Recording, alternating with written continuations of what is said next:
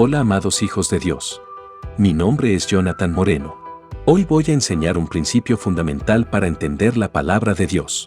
El principio es, lo espiritual no es primero sino lo animal, basado en el versículo 46 del capítulo 15 de la primera carta del apóstol Pablo a los Corintios. Mas lo espiritual no es primero, sino lo animal, luego lo espiritual. Ahora quizás te estarás preguntando, ¿qué significa esto? Pero antes, es necesario entender este otro principio, dividir la carne del espíritu. Basado en el versículo 15 del capítulo 2 de la segunda carta del apóstol San Pablo a Timoteo, que dice lo siguiente: procura con diligencia presentarte a Dios aprobado, como obrero que no tiene de qué avergonzarse, que divide bien la palabra de verdad. Ahora bien, antes de aprender el principio de que lo espiritual no es primero sino lo animal según 1 Corintios 15:46, que hemos leído anteriormente, es necesario entender qué significa dividir la carne del espíritu en primer lugar. Para esto primeramente hay que aprender a dividir la carne, compuesta de dos, del espíritu, siempre en unidad. Por ejemplo, el antiguo pacto, la ley y los profetas, y el nuevo pacto, la gracia, que no se divide. Otro ejemplo, el árbol del conocimiento del bien y del mal. Es un solo árbol pero compuesto de dos ramas, el bien y el mal. Todo lo que es carne se manifiesta primero y está dividido ahora. Por supuesto, lo espiritual se manifiesta de segundo y no está dividido sino que se mantiene en unidad.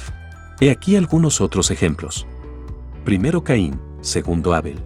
Primero Ismael, segundo Isaac. Primero Esaú, segundo Jacob. Primero Saúl, segundo David. Primero Adán, segundo Cristo. Primero la muerte, segundo la vida. Primero la ley, segundo la gracia. Primero las obras de la carne, segundo el fruto del Espíritu, etc.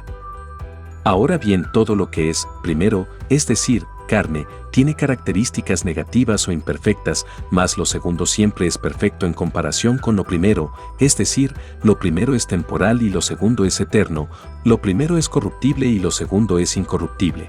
Y la lista continúa, pero solo quienes dividen correctamente se presentarán aprobados delante de Dios. En 2 de Timoteo 2:15 el apóstol Pablo dice lo siguiente: procura con diligencia presentarte a Dios aprobado, como obrero que no tiene de qué avergonzarse, que divide bien la palabra de verdad. Quien se haga llamar profeta o maestro o que enseñe la palabra sin conocer esto, es muy probable que caiga en la categoría de reprobado, según 1 de Timoteo 2:15. Incluso la teología de hoy no pasa la prueba al no tomar en cuenta este principio de la palabra de Dios.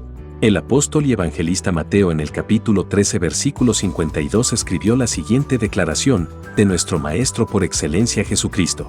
Él les dijo: por eso todo escriba docto en el reino de los cielos es semejante a un padre de familia que saca de su tesoro cosas nuevas y cosas viejas. Así pues, para ser un buen maestro o predicador o un buen entendedor de la palabra de Dios hay que saber tomar cada palabra o frase u oración de la palabra de Dios y bendecirla. Luego de la bendición u oración se procede a dividirla sacando del tesoro cosas viejas, la carne, y cosas nuevas, es decir, el espíritu. Solo así se divide correctamente la palabra de verdad. Sean todos muy bendecidos.